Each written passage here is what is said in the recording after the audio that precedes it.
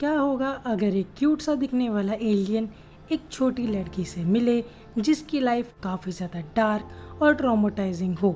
तो तुम लोगों को ये एनिमे देखने को मिलता है जिसका नाम है टाकोपीस ओरिजिनल सिन, या फिर मैं इसको कहूँ टाकोपी नो गेंजाई, जहाँ पर इसकी मांगा के बारे में मैंने 1 साल पहले बात की थी।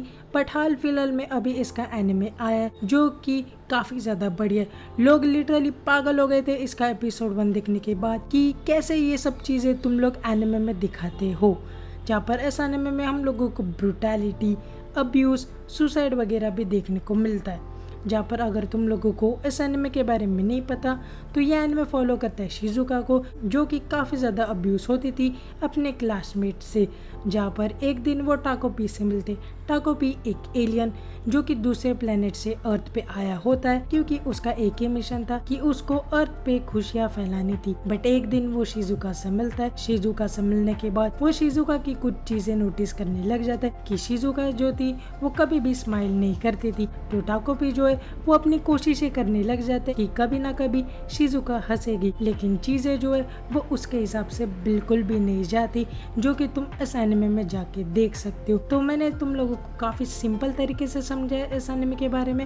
अभी हम लोग बात करते हैं एपिसोड 1 के बारे में। एपिसोड 1 जो कि 37 मिनट्स का था और उसके फर्स्ट हाफ में हम लोग शिजुका की लाइफ देखते, जहाँ पर शिजुका जो थी उसके पेरेंट्स बिल्कुल भी नहीं थे, बस उसका एक डॉग था जिसका नाम था चैपी। शिजुका जो है वो चैपी को अपना दोस्त मानती थी। जिस दिन शिजुका टाकोपी से मिलते उसी दिन से टाकोपी को वो अपना दोस्त मानने लग जाते, जो कि तुम इसके फर्स्ट हाफ में देख सकते हो कि कैसे तीनों जो है वो अपने में खुश है और वो तीनों कैसे टाइम स्पेंड करते हैं, ये तुम इसके फर्स्ट हाफ में देख सकते हो। बट उसके बाद सेकेंड हाफ में हम लोगों को शिजुका की स्कूल वाली लाइफ देखने को मिलता है, जहाँ पर वो एक एलिमेंट्री स्कूल स्टूडेंट होती है, जहाँ पर हम लोग ये देखते हैं कि वो अपने क्लासमेट मरीना से काफी ज्यादा अब्यूज होती थी और मरीना जो है वो उसको काफी ज्यादा मारती भी थी, जो कि तुम इसके सेकेंड हाफ में देख सकते हो।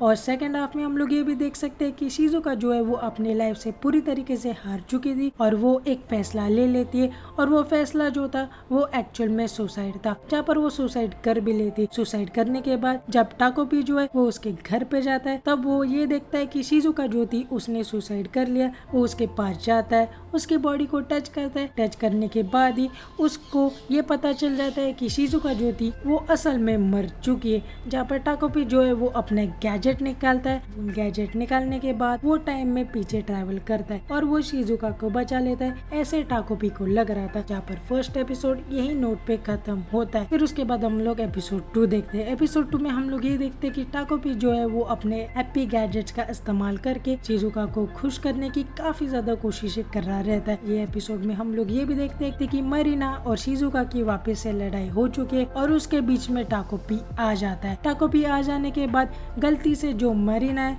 वो मर जाती है टाकोपी के हाथों, क्योंकि टाकोपी को ऐसा लग रहा था कि मरीना जो है वो शिजुका को मार ही डालेगी। वो उसकी मदद करने के लिए जाता है, बट मदद तो छोड़ो, उसके हाथों मरीना की डेथ हो जाती है। जहाँ पर टाकोपी जो है वो काफी ज्यादा खुश हो जाता है इस चीज को लेके, बट शिजुका जो थी वो बिल्कुल भी खुश नहीं होती, क्योंकि उसको पता है कि यहाँ पर मरीना की जो डेथ हुई थी वो बिल्कुल भी नहीं होनी चाहिए थी और शिजुका जो है वो काफी ज्यादा बैड सिचुएशन में फंस गई है। फिर उसके बाद हम लोग एपिसोड 3 देखते हैं, जहाँ पर मैंने कल ही रात को इसका थर्ड एपिसोड देखा। एपिसोड 3 में हम लोगों को एपिसोड 2 का कंटिन्यूएशन देखने को मिलता है, जहाँ पर एपिसोड 2 के एंडिंग में हम लोगों ने ये देखा था कि मरीना की डेथ हो चुकी है। जहाँ पर हम लोग एपिसोड 3 के स्टार्टिंग में ये देखते हैं कि टाकोपी और शिजुका कंफ्यूज्ड है मरीना की बॉडी को लेके, जहाँ पर हम लोगों को तीसरे कैरेक्टर का इंट्रोडक्शन मिलता है, जहाँ पर वो तीनों जो है वो मरीना की बॉडी डिस्पोज करने लग जाते हैं। फिर उसके बाद हम लोग ये देखते हैं कि टाकोपी जो है वो अपने गैजेट का यूज करके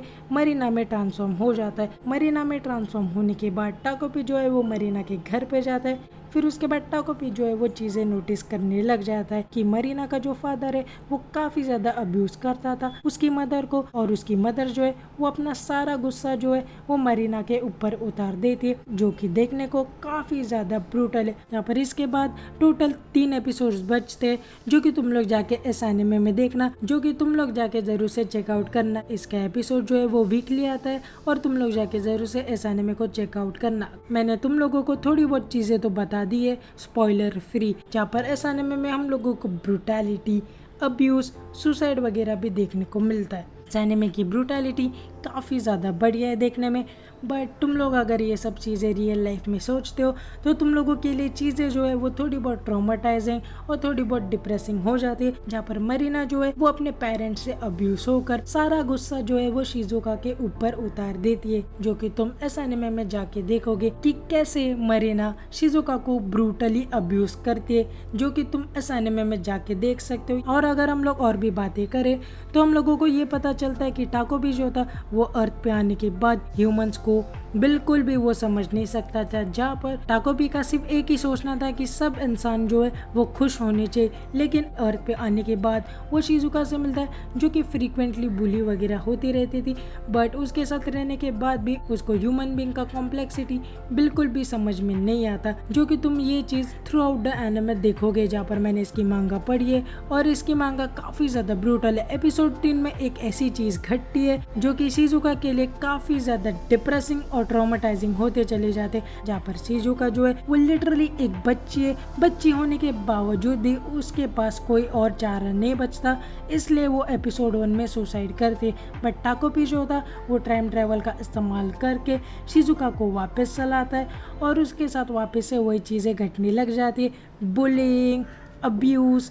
और उसके साथ ही साथ हम लोग ये भी देखते हैं कि जो उसको बुली करती थी मरीना, वो भी अपने पेरेंट्स से काफ़ी ज़्यादा अब्यूज़ होती रहती थी, जहाँ पर यह एनिमे जो है वो काफ़ी ज़्यादा डिस्टर्बिंग, काफ़ी ज़्यादा डिप्रेसिंग भी हो जाता है। और अगर तुम लोगों को ये सब चीज़ें देखने को अच्छा नहीं लगता तो दूर रहना है इस एनिमे से। मैंने इसकी मांगा पढ़ी है और इसकी मांगा के पैनल्स काफ़ी ज़्यादा बढ़िया जाते, जहाँ पर तुम लोगों को मैं स्क्रीन पे तो दिखा दूंगा पैरेलल, जहाँ पर ये देखो सबसे पहले एनिमे का क्लिप और ये देखो मांगा पैनल, जो कि ये चीज़ दर्शाती है कि इसकी मांगा जो है वो काफ़ी ज़्यादा डार्क, डीप, ट्रॉमेटाइजिंग है।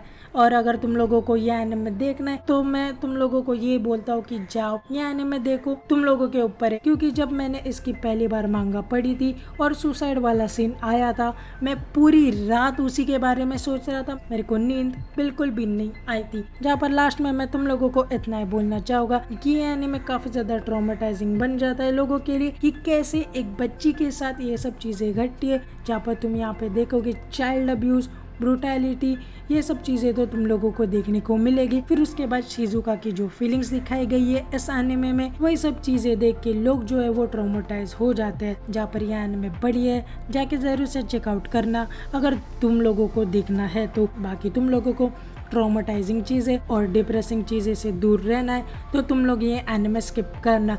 बाकी जाने से पहले तुम लोग मेरा चैनल सब्सक्राइब कर देना। मिलते हैं मेरी अगली वीडियो में, बाय बाय।